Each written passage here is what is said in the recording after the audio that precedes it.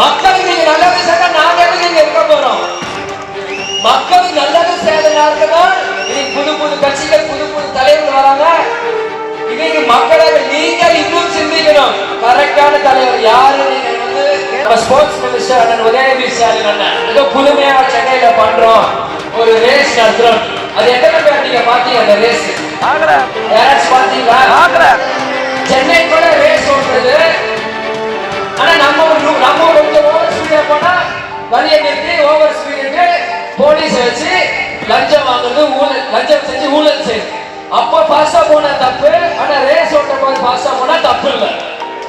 அந்த ரேஸ் நடத்துறது குறைஞ்சது 400 இருந்து 500 கோடி ரூபாய் செலவு செஞ்சிருக்காங்க அரசாங்கம் சார்பா. யார் அப்பா விட்டு அதான் அண்ணா கேட்க, யார் அப்பா விட்டு காசாங்க செலவு செஞ்சாங்க? அந்த 400 இருந்து 500 கோடி வேணாம். இந்த சொல்லுங்க மக்களுக்கு அவ்வளவு காசு கிடைக்க வேணாம். செய்திகளை உடனுக்குடன் தெரிந்து கொள்ள உடனே சப்ஸ்கிரைப் பண்ணுங்க.